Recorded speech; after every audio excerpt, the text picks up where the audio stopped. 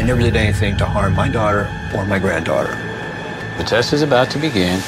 Please remain still. Oh, man. Casey Anthony's Parents, the lie detector test. Watch now, only on A&E. And watch next day on the A&E app. Luxury is meant to be livable. Discover the new leather collection at Ashley with premium quality leather sofas, recliners, and more, all built to last. No matter how many spills, scuffs, or pet-related mishaps come its way, the leather collection at Ashley is made with the durability you need for the whole family. Shop the new leather collection at Ashley and find chairs starting at $499.99 and sofas at $599.99. Ashley, for the love of home. Did you know People has a podcast? Check out People Every Day. Join our team each weekday for the latest from Hollywood, exclusive interviews, plus news, style, and heartwarming stories guaranteed to brighten your day. Listen and subscribe to People Every Day, wherever you get your favorite podcasts. To get the Crime Writers on After Show right now, go to patreon.com/partnersincrimemedia. I'm Rebecca Lavoie, and this is Crime Writers On.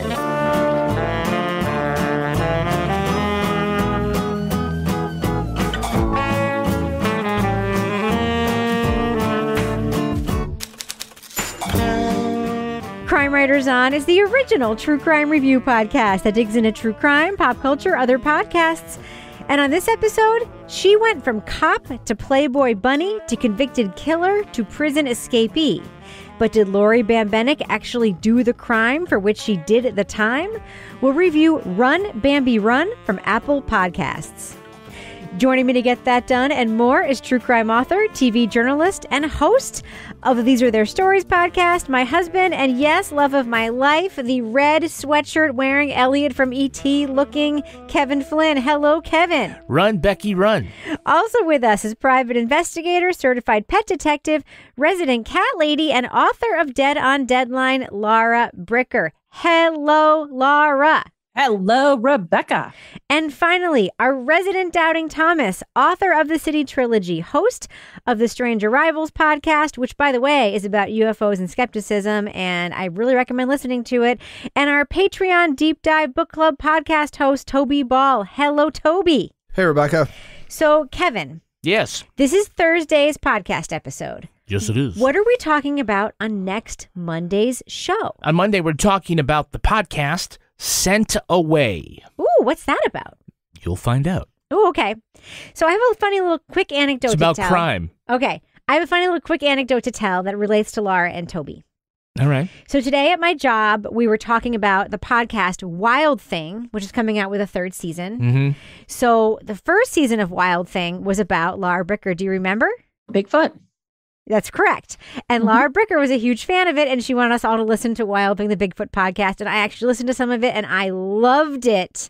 And if I remember correctly, Toby was sort of giving us shit for like loving the Bigfoot podcast. Yes or no? Yes. It doesn't sound like me. It does. I loved it because the first season was like her uncle was like the preeminent Bigfoot expert, and correct. That's her right. long lost cousin, and then they had the nest, and they were analyzing the fur. They were doing DNA on the fur. Correct. So the reason this came up today at work is that I work for one of the podcasts I oversee is called Outside In. It's an amazing podcast about the outdoors and the environment and the way we interact with it and stuff. We were talking about the charts and the fact that like all the top outdoors podcasts are all like cryptozoology podcasts about like Bigfoot and shit. Anyway, so the first season of Wild Thing was about Bigfoot.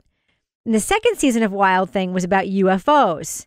And we were like, yeah. And so the second season about UFOs and like, this is a podcast like Toby was making fun of. And then we're like, wait a minute.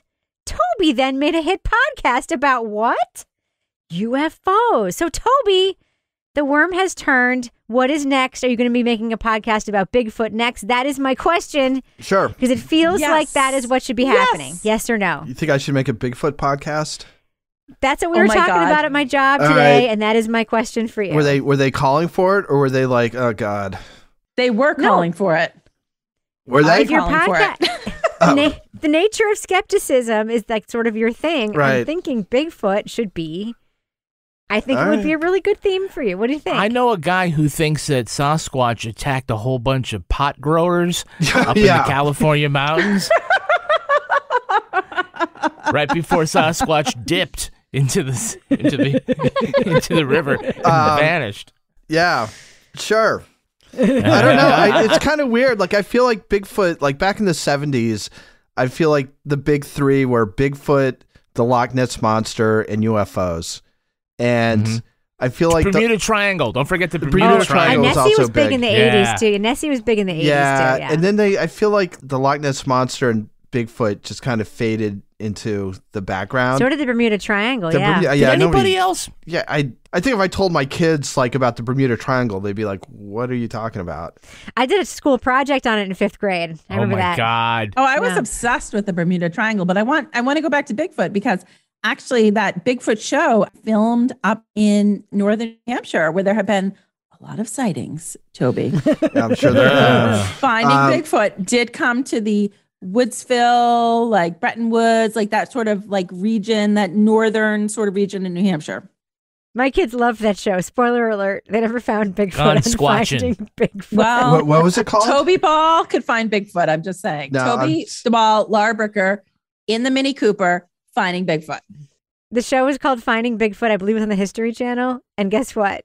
They never found Bigfoot. Finding Bigfoot. Otherwise, show over. Yeah. Yeah, I know. I think it would be good. So you were saying Nessie, Bigfoot, and the Bermuda Triangle. Go ahead. Well, and UFOs. And like UFOs is the only one that's sort of. You know what? Toby Ball, we have a New England one, Champ. Yeah. In Lake Champlain. We could go see your sister and we could go see that adorable dog. Yeah, we could see the dog. We could go and see the Clancy. Clancy Burlington is the dog, Lake correct? Monsters, the minor league baseball team. It's called Champ. It's Champ. It's Lake Champlain Monster Champ. So Toby Ball, we're going. All right. I don't think we're going to see Champ or Bigfoot. Well, but we're going to see Clancy, the dog. We could see Clancy. I'm going to see Clancy too. Anyway. All right. Well, I'm just going to say for the record, I believe in Nessie. Go ahead. You believe Toby. in Bigfoot? Is that what you just said? All right. Well, I just want to say, Toby, I think we've picked the next couple seasons of your next podcast. Okay, All thanks. right. Well, let's get back to business. I think it's time for us to just get into this episode's I don't know. I'm still thinking like Toby Ball and the Bermuda Triangle. Toby Ball and Nessie. That would actually be fun to hang out in the Bermuda Triangle. Another suburban family morning. That's going to be the theme song of Toby's Nessie podcast. I think I actually, like when I was in, God, what was it? It was probably like 5th grade. I was in some like program at school and I brought up the Bermuda Triangle and the teacher was like really into Edgar Cayce. Do you know who Edgar Cayce is? No. He's like some like guy who supposedly foretold the future in like the 1920s. And we did like a little thing in class about this guy who's just like a 1920s occult like psychic. Like looking back on it is super weird. Anyway, you don't have to put that in the show. Like Nostradamus? Yeah, no, exactly. He was like Nostradamus, but in our time. But he like has all these followers, including this teacher I had who was like teaching us about him in a public school. Wow. It's really weird. Yep. Do you remember when everyone thought that Nostradamus predicted Muammar Gaddafi? They were like, that's what Nostradamus said. Nostradamus. Yeah, he's another guy who kind of, he had his moment. That was big in the 80s. Yeah. Nostradamus predicted Libya. That's right. Oh, the Nostradamus movie. Man, that was great. Orson Welles is the narrator. Yeah. For all of our younger listeners, I know that you may think you know who Nostradamus is because like a pop culture references.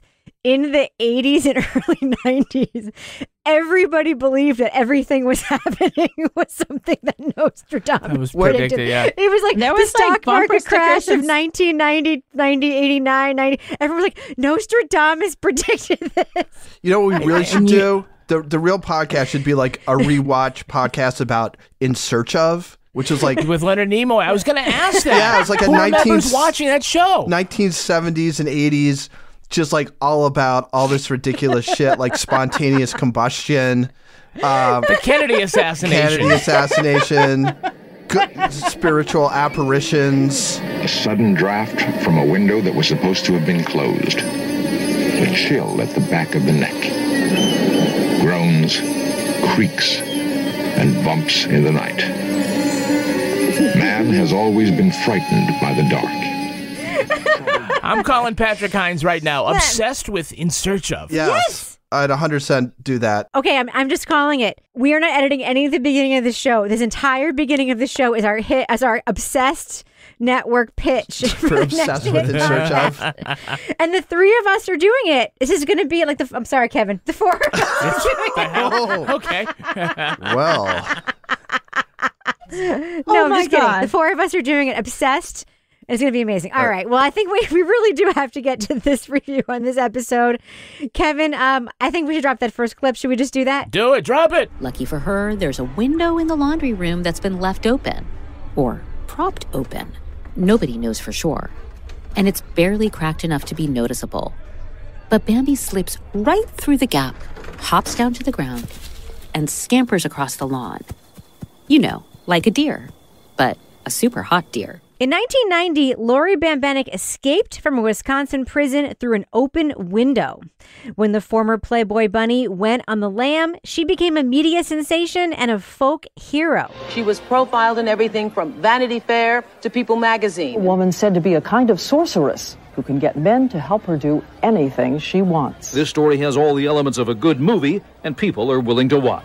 But did the former cop and calendar girl known as Bambi actually commit the crime she was in prison for? The murder of her husband's ex-wife? After she blew the whistle on corruption within the Milwaukee Police Department, anything was possible. I won't pretend to believe that I know why they did what they did. All I know is I didn't kill Christine Schultz, and more than one person went to an awful lot of trouble to secure evidence against me. The new show, Run, Bambi, Run, from Apple Podcasts, looks back at the sexy and sexist case against Bembenek. Host Vanessa Gregoriadis also explores her claims of innocence, claims held by many to this day. Spoiler alert, we are going to be talking about plot points from the first few episodes of Run, Bambi, Run. So if you want to remain spoiler-free, go to the estimated time code in our show notes to hear our thumbs up or thumbs down reviews. So, Toby, this podcast has like an interesting format for me that I'm not sure is like great in terms of hooking the listener, but it is very chronological in that it sort of sets up as like a very flashy true crime podcast and then kind of gets into historical context, which I know is like where your sweet spot is, but it very much starts out like murder, murder, murder, jail escape, sound effects. I'm very curious as to what you thought when you started listening to this podcast. Because when I started listening to it, I remember thinking like, Toby is going to hate this thing. Yeah, well, I guess the first 20 minutes were a little rough because you do have that sort of, sensationalist Bambi Bembenek and the escape and all this stuff. And I remember it did bring back, I was like, oh man, I haven't thought about that in a long time. Like the Bermuda Triangle. Yeah, exactly. And then what they do is they like set it up, like there's the tease, and then they go back and they like basically start with Laurie Bembenek's childhood. And quite honestly, it's just not very interesting. Their living room furniture had plastic on it. I know these are a joke, but her parents really did have plastic on their furniture. Our furniture was really beat up. We had 5 kids jumping on it, One of the first times I was there and I touched the furniture and Laurie goes, come out of there. She goes, you can't walk on that carpet. And I don't really know what part it plays in the rest of the things. It just seems like kind of a completist type thing. Like, we might as well talk about it. But for like the first 20 minutes, like if I hadn't had to review this for Crime Writers, I think I would have given up on it. And I'm glad that I had to listen to it because I think it actually gets quite a bit better right after that. But, for what's basically, I thought, a very interesting story, I feel like it starts off about as boringly, if that is in fact a word, as possible given the subject matter. Now, Laura, you have a question for me, which is why this podcast now? That was one of the notes you sent. Why did you ask that question? Well, I guess the thing is, I don't know this case intimately, but I have heard of the case. I have heard of the song, Run, Bambi, Run. When you look up the case, it's already been made into 2 made-for-TV movies, several books, lots of tabloid coverage. It's not like this case hasn't been covered. And I know that the pitch is that this is going to show us new information that casts doubt on the case and whatever. But I don't feel like in the 4 episodes that I heard, I'm hearing anything like new and shocking. So it's a cool case. It's a sexy case. It's got a lot of fun stuff. I mean, who doesn't want to rehash this case? I'm sure there's a new generation of people who aren't familiar with the case. So, I mean, we are sort of at this stage in the true crime podcast genre where we are like, oh, what are some other cool, like, historical cases that we can spotlight because we have this audience that wants more and more true crime. But I guess for me, when I say why now, Bambi's dead. We're not going to be hearing from Bambi. There's not going to be a chance of her being exonerated at this point. So unless there's like some new big, like shocking reveal, there really isn't anything new to this case. Kevin, do you remember the Bambi Bembenek case at all? I remember the idea that she had been a model or a Playboy bunny or something like that, and she escaped from prison, and there was the Run Bambi Run. I knew what Run Bambi Run referred to. Yeah. So what do you think about just sort of the way this is unfolding? Because we are, as of now, listening to episode 4, and we're getting this sort of chronological story when we've just gotten to the murder in episode 4. Yeah, I mean, they start off, like, there's a good case to be made that there's a real mystery to be had here. I was skeptical at first, that it was just going to be a story about a famous inmate escape.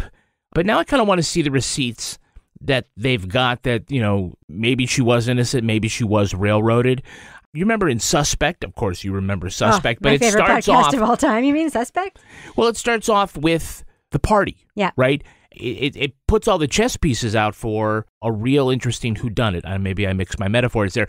But we just hit episode 4, and this is the one that I start to find interesting when they sort of go over what happened the night of the murder. And I'm almost wondering, like what Toby's saying, is if maybe they started with that first, because they used the first 3 to set up the scene about who the different people are and the axes they have to grind and the weird things that they have, and then, boom, there's a murder. And I'm wondering if you started with the murder and you're like, well, of course she did it, and why would the cops frame her? And then you reveal that it would be a more interesting story to follow along with. But I don't know. I don't know if that, I kind of forgot what your question was, but that's where I'm going with it. No, it's funny that you should say that, because that episode, it's funny because we'll talk about production stuff in a minute, but the way that episode was set up, I was actually listening to that episode and I was thinking, this is sort of like the concept of the first episode of Suspect, and that she sort of explains like what an Agatha Christie murder is, where it's a closed space. You have all of the suspects in the same place, and this is what a lot of people think that a murder investigation is supposed to be, right? They're stories with clear rules, clear suspects, and they often take place in a confined location. So there's nowhere to hide. They're stuck in a snowdrift on the Orient Express. They're stranded on an island without a boat, which means the murderer is always there in plain sight. He or she is always one of the main characters, waiting to be found out. And that the cops approach this murder this way. We think it has to be one of these people. That would have been a very interesting place to start the story. Yeah. That is where, as an editor, I would have started the story. I would have started with, there was a murder, and the cops believed it had to have been one of the people in this murder. And then I would have started there, right? Yeah. But instead, they did this sort of chronological telling. And I agree with Toby that, like, it shouldn't have taken that long to get to that point. Because by the time when I got to that point, I was like, oh, okay, now we're there. Yeah. Because I find that if you're going to tell any story, one episode a week, meaning I'm going to tell you a part of the story now, it has to be good enough so that 7 days from now, when it comes down, that's the thing I want to listen to. Yeah.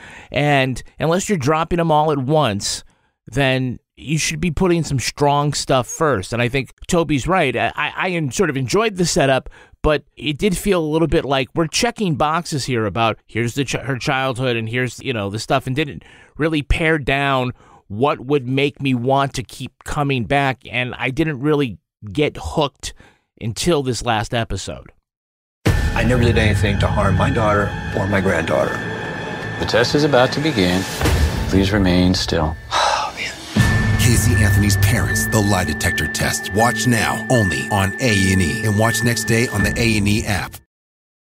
the friendship is sharing deal. Because I want one of your McNuggets. And I need some of your Quarter Pounder. There's a deal for everyone at McDonald's. Get one favorite like 10-piece chicken McNuggets, a Quarter Pounder, or a Big Mac, and get another for just $1. Price and participation may vary. Valid for item of equal or lesser value. Luxury is meant to be livable. Discover the new leather collection at Ashley with premium quality leather sofas, recliners, and more, all built to last. No matter how many spills, scuffs, or pet-related mishaps come its way, the leather collection at Ashley is made with the durability you need for the whole family. Shop the new leather collection at Ashley and find chairs starting at $499.99 and sofas at $599.99. Ashley, for the love of home.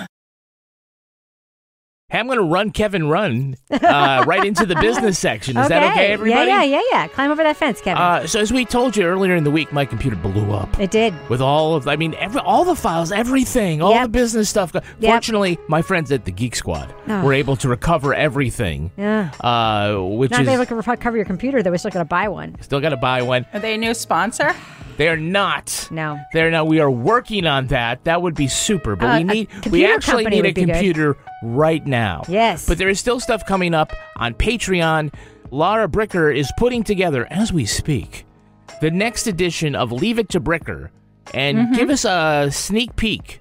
Well, you recall the last Leave It to Bricker, I was talking about the Bleep Bleep Spa. My friend Mary, who was a special guest on that, actually paid a visit there, and we're going to hear just what happened when she went inside. Nice. I hope the ending was happy. Yeah. But if you want to find out what's happening behind the scenes at Partners in Crime Media, you'll find out when I get a new computer, or if we can afford it. Or if you'd like to see the pet of the week or the tweet of the week, or get some more information on our different reviews, you should sign up for our free newsletter. Just go to crimewriterson.com, and right at the top you put your email in there, and we promise to only sell these to actual Nigerian princes. Yes, the website we've had for 8+ years, crimewriterson.com, Kevin. You know what's funny?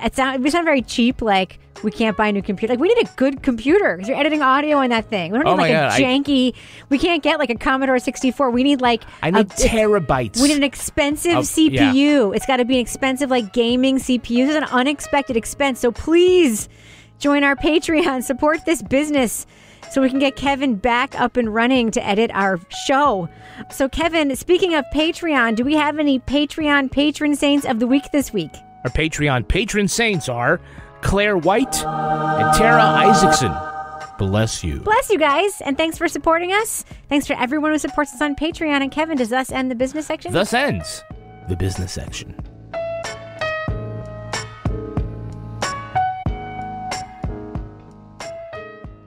So, Toby, do you believe, as I do, that there could be an entire film or a series like The Wire or a podcast about the Milwaukee Police Department in the 1980s? Yeah, like fucking a bananas. Boogie Nights type of movie, but about the Milwaukee Police Department. Yeah. Yes. Shamil. Shamazel. I feel like that might be why I end up liking it more than Laura and Kevin, is that I just thought... Me too. I wasn't too... the whole thing, did she do it or didn't she do it, or did somebody else do it or whatever? Yeah, I get that that's the hook, but I think what's really interesting is the story about, a young, very attractive woman sort of entering this institution, the Milwaukee Police Department. It's an incredible, the chief kind of runs it with an iron fist and says we don't have any problems, but in fact, there's cops stealing drugs and pornography out of the back of their cruisers, and some of the few women cops are wearing Victoria's Secret in the locker room when they're changing, according to this one woman. There's wild parties. In the park? In the park with nudity and masturbation and stuff in front of kids. I mean, it's crazy. And then you have this woman, Laurie Bembenek, who kind of joins it. And then the story, every once in a while, I would just get to a part of this podcast and be like, I don't know if that's actually right. So they say they called her Bambi because she had big doe eyes. I'm going to call you Bambi. I was like, her last name's Bembenek. You know, that's Yeah. Isn't that why you call her Bambi? Maybe it was a combination of the two. I don't know. I thought all that stuff was super interesting, and I'm gonna name her Bambi because I want to shoot her mother. yeah, exactly. I want to name her Bambi because her best friend is a skunk. Yeah. Flower. Yeah. Anyway, I thought all this stuff was just really interesting, and yeah, I mean, I feel like if I was looking for something to write a limited series, or like there's like a lot of stuff here to work with, so I thought that was good. So, Laura, you know a lot of cops. Do they have wiener parties in the park and take pictures of them and hand them around in the department? Sounds like a sword and scale meetup. Not anymore. Not anymore, but I will say at the time period that this happened. Not anymore. Well, no, I mean, like, this was like the early 80s. There used to be peen everywhere. It was a different time. And Scrotum as far as you could see. You hear stories about these sort of things, but you hear stories about these sort of things in the past. You don't hear about them happening anymore. But this particular department, in terms of the level of like sexuality that was on display and being embraced by members of the department was, I mean, it was a little unusual. I don't know, perhaps there are other places like that. But when you heard that story about how much was going on in that department, and I mean, it was kind of like a free-for-all. I mean, I was like, good God, like, is there anybody in this department not having sex right now? Like, seriously? Yeah. So now if you heard a story like this, it's like a one-off. There's like one cop that's doing stuff like this. It's not like an entire department. And I haven't heard a story about one cop doing this for about 18 years. So yeah, I'm sure there are things like that happening in places, but it's not to the degree that it was in the late 70s, early 80s. I'm actually curious what you thought, and I actually was sort of being facetious when I asked about nudity in the park. I'm actually curious about what you thought about the morals clause of this police chief. I found that like particularly interesting because I really do want to talk about the engagement ring on the corpse situation and how it may have related to this police chief who had apparently for his particular like unit, he had this thing where like a morals clause, like where you couldn't be sleeping with somebody unless you were married, which isn't that illegal? I'm sorry, but like as an employer, I believe it's illegal to have a clause like that, right? Unless it was the 70s, and I can't believe a union would have agreed to that in a contract. It's a but all right, sex cult is what it is, Rebecca. Yeah. So like, what did you think of that? Like, is it, I know that you also, to be fair, also know a lot of municipal employees, but the idea that there was women being employed by this place where there are these morals clauses, but also that he enforced the EEOC's practices about hiring women by agreeing to hire as many women as he needed to meet the percentages, and then just saying, I'll hire as many as I need to, but then I'll just fire as many of them as I want to. Mm-hmm. Yeah, that's bullshit. I mean, this guy, what a hypocrite. So, I mean, we have that practice. We have the you can't sleep with somebody if you're not married. Give me a fucking break. Like, the reason that you have to have a clause like that is because everybody's doing it. I mean, it's like having like teenagers. Do you really think they're not doing something just because you don't know about it? How about you and your partner don't go to a bar while you're on duty? Yeah. Yeah. Well, that's fun though, and then grab the bartender and take him to a different bar. Yeah. Wait a minute. Wasn't there a story that the chief of police shot a guy dead in a bar because he was like holding the place up? So he just pulled the gun out and shot him and went back drinking? Yeah. Like it's the OK Corral? It's like the Wild Wild West, for crying out loud. Jeez. But yeah, no, I think that sort of sex everywhere in the department, that sort of free-for-all environment, that sort of like, okay, we're having like our big, like everybody in this whole department is having sex and trading partners, but now we have a morality clause, but we're going to persecute Bambi is a bunch of bullshit.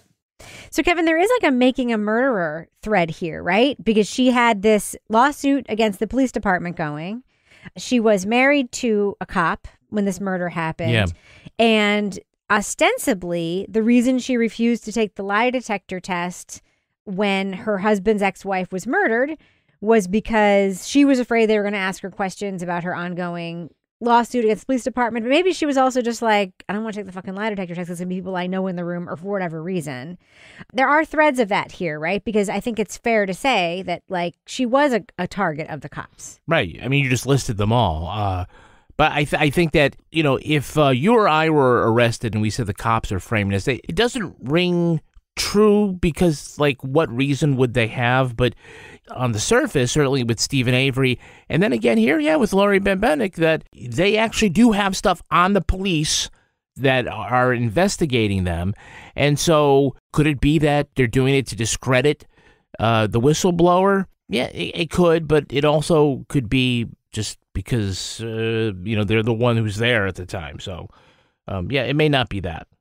So, Toby, there is that scene after the murder of Christine Schultz where she's in her open casket at her viewing before the funeral.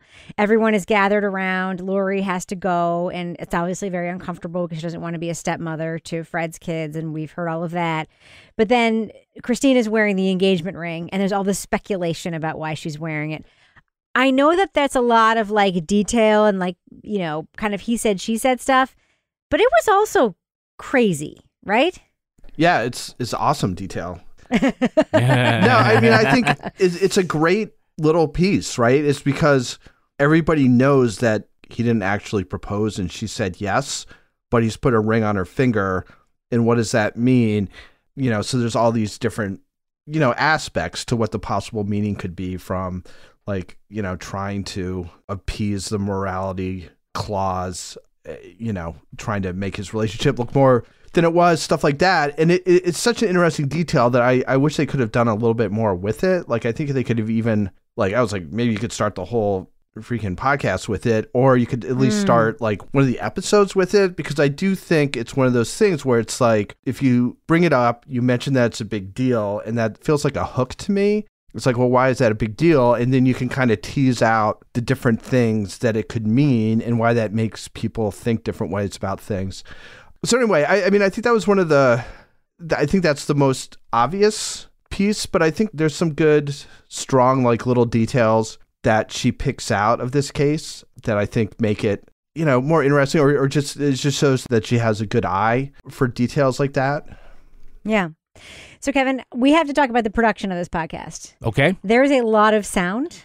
There is. And what do you think about that? I mean, I think that you know, I've said this before, that sound effects are a lot like chili peppers. A little bit goes a long way, and too much ruins the whole thing. Give me an example of, like, where that happens in this podcast. So in episode 4, we have this whole thing about how the call about the murder goes in, and then the cops all start responding, and, you know, we hear cars and sirens and, like, you know, trying to build, like, this fake sense of urgency and drama that I think is already there. So this is produced by Campside Media. I think this is the most wondery production that they've done, as far as having, you know, a lot of sound effects and the delivery of the host, and even the artwork I thought was reminiscent of some wondery stuff. So I think that they could have pulled back a little bit. They didn't have to turn the dial to 11. And from all over the city, the police stopped whatever they were doing.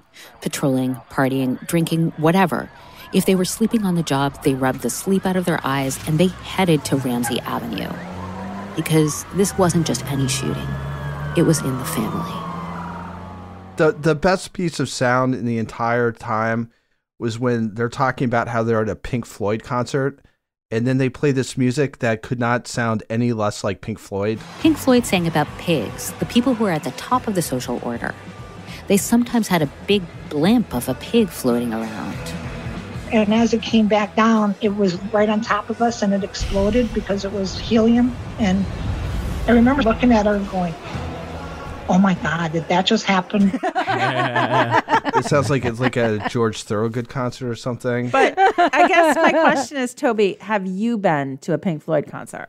I have not. I went to see David Gilmour solo, which was similar. Did a pig explode right over you? No, although I've got friends who went to see Roger Waters, and he, during the Trump presidency, leaned way in on the pigs theme, and they did have the giant flying pig balloon over the audience. Not the giant flying pig. Yeah, it didn't explode on them. The question is, have you had any like tiny little bits of weed left at your seat and then had Jody come back and blame it on me? Have you ever had a French-speaking roommate who got you into all kinds of trouble? She was always Dating into all kind of Mr. trouble. USA, muscles on top of muscles. Oh wait, it's Toby. He's incognito right now. He's Yeah, Mr. USA. It's I couldn't figure out why. Like after that first thing where she like was like, "No, it was her." Why do you keep hanging out with her? Like it seems at that point it would be like she would seem like a little unreliable. Okay, here's the whole thing. I totally fucking get it. I'm sorry. This thing I totally get.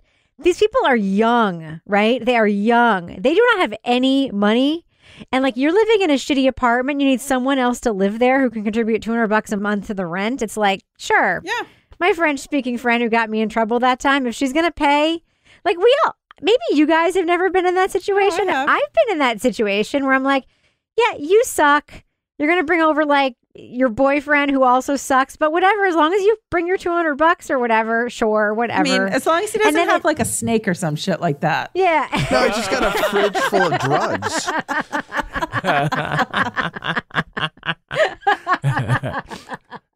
I never did anything to harm my daughter or my granddaughter. The test is about to begin. Please remain still.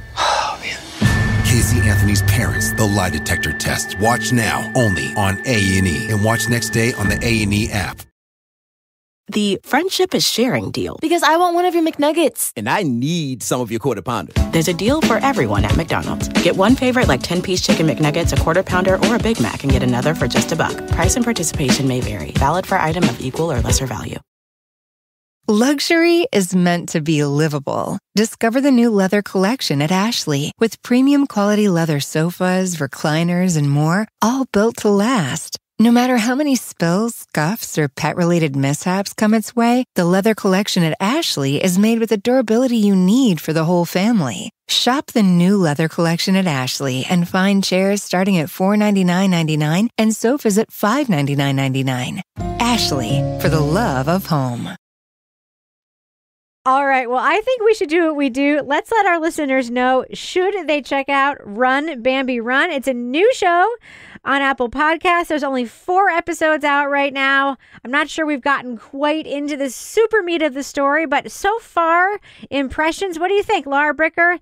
Thumbs up or thumbs down for this podcast? So I guess I'm going to say, if you like a highly stylized podcast, you will like this podcast. That is not my style of podcast. So I had a really hard time getting past the style of narration, the sort of slickness, as Kevin pointed out, the sort of wonderiness of this podcast. Also, I think the fact that, like I said, why now? Like, I know we're being told some new information, or and then that we're examining this case in a different way. But I guess I never really felt that or actually bought into that. So I don't know. I mean, I did enjoy the escape to Canada scene in the beginning. We're on our honeymoon and we got through. And I totally would have wanted to be in that car during that getaway, because that is something I would have participated in. But overall, I mean, for me, this podcast, I'm going to go thumbs down, just because it wasn't my style of podcast. And I didn't feel like I was learning anything new about the case that I couldn't find elsewhere. Toby Ball, thumbs up or thumbs down for Run, Bambi, Run? Look, so the first 20 minutes I found difficult to get through, but after that, I thought it was pretty good. As far as what Laura's saying about why now, like, I don't know. I mean, I didn't follow it very closely, but I do remember the Bambi Bembenek thing, I guess back in the early 90s or late 80s. And I think what this does that's interesting is it takes a look at, for me, my memory is, some like hot prisoner on the run or whatever, and we're all supposed to root for her. But what it does is it takes and it sort of, it tells you the story that I think, at least I was unaware of at all, about her brief employment with the police and other stuff that she did, but also kind of contextualizes like her being a woman, when she was in the police, I think late 70s, early 80s in Milwaukee, in the Milwaukee Police Department at that time was wild. So I just found that all really interesting. Whether or not there's going to actually make a credible case as to whether Laurie Bembenek did or did not murder the victim, like, I don't know. But to me, that seems sort of the hook to kind of tell this like bigger story, which I'm enjoying quite a bit. So I give it a thumbs up. Kevin Flynn. Guys, I want to read for you the last email I got from my grandmother. Oh, no, you no. do not. No, I'm just kidding. No. Is she going on Call about back Bambi? to Monday's show. I really hope that Bambi gets away. Anyone who doesn't understand that reference, check out the review from that Kevin made on last Monday's podcast. So I'm going to go thumb sideways. I mean, I do give them props for finding a story that is a little deeper than what people know about it. It's not just about the escape or even the murder. There's all these really interesting characters who are around and could have been involved, and it's good to mix them up, and they do a good job sort of bringing in other people like the biographer. The host takes some time to show off her own personality. Those are all good things. I don't know if they're telling the story in a way that's compelling enough that's going to keep people coming back week after week. So I can't say that it's bad, but I can't say that I'm really loving it. So that's why I'm going right down the middle. Yeah, so I'm thumbs up. But Kevin, I do agree with you that the order of this is flawed. Because there's some stuff in here that is just so freaking good. Like I would have started with the Agatha Christie thing, or as Toby suggested, started with the engagement ring scene, or started with the cops nude in the park, Milwaukee stuff, and like had this be a Sybil story, like, you know, whistleblower story. There's so many entry points to start that aren't Bambi Bembenek was born in and grew up in, and then, you know, the chronological storytelling does not work for this, because for me, it shouldn't take until episode 4 to get to, for lack of a better way to phrase it, like the kids woke up in the middle of the night and witnessed their mom being murdered, and the cops came to the scene, and the dad was at a bar and Laurie was at her house. That happened in episode 4, right? That's all evidentiary stuff that happened. And the moment of a murder, that's episode 1 material. You know, that is a big flaw of this podcast. That being said, the stuff that happened in the police department is fascinating. And I am really, really, like, the threads that really have me are the Stephen Avery making a murder stuff, the whistleblower stuff. I think the story is super interesting. I think the journalism here is very, very interesting. I like a lot of the storytelling. I like a lot of the writing. I kind of just wish it was edited very differently. So I'm a thumbs up on this. I think a lot of the stuff in it is really, really good. I just wish it was edited and put together a little bit differently. So thumbs up for me for Run, Bambi, Run. All right, well, that's going to do it for us. But before we go, Laura Bricker, do we have a cat of the week this week? We do have a cat of the week this week. And first, before I say our cat of the week, I want to give a little shout out to my cat, Rocky Flintstone. He's had a very tough week. Oh, no. Yeah. So I'm sure out in our Crime Writers universe, other people have had cats that have this issue.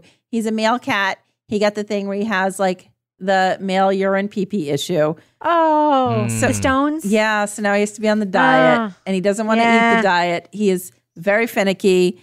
I'm trying to feed him water out of every device that I have in my house, including a plastic wine glass. I thought that might entice him.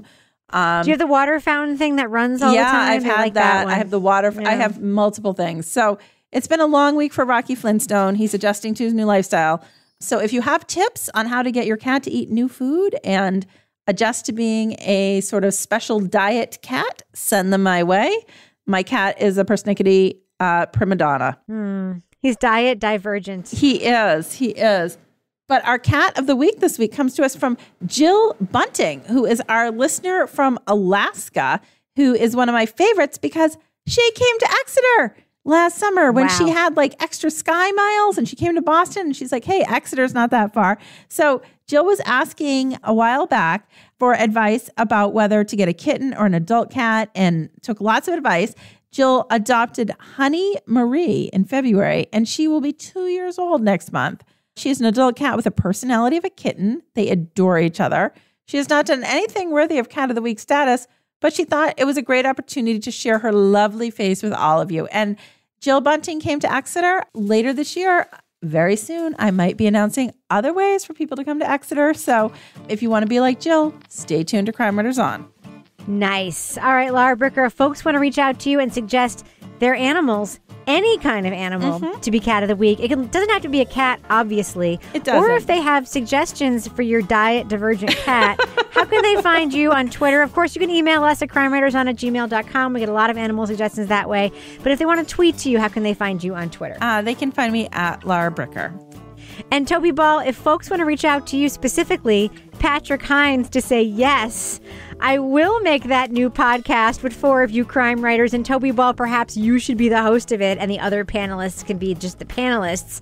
How can Patrick Hines find you on Twitter? At TobyBallNH.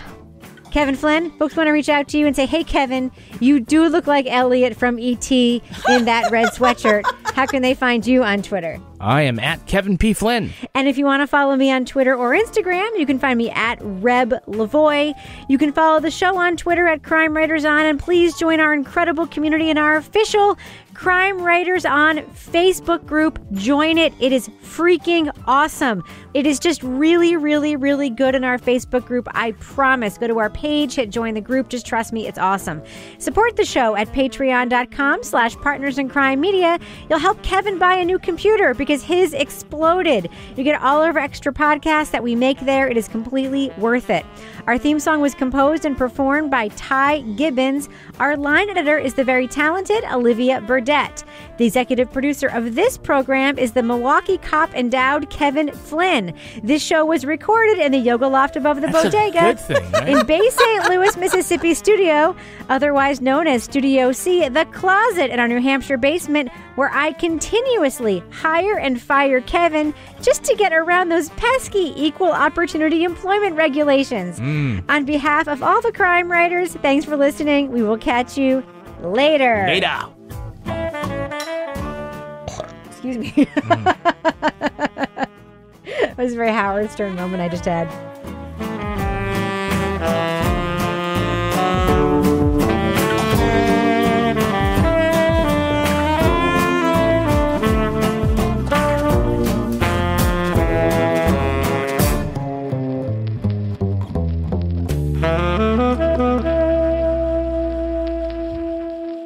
Partners in Crime Media. Luxury is meant to be livable. Discover the new leather collection at Ashley with premium quality leather sofas, recliners, and more, all built to last. No matter how many spills, scuffs, or pet-related mishaps come its way, the leather collection at Ashley is made with the durability you need for the whole family. Shop the new leather collection at Ashley and find chairs starting at $499.99 and sofas at $599.99. Ashley, for the love of home.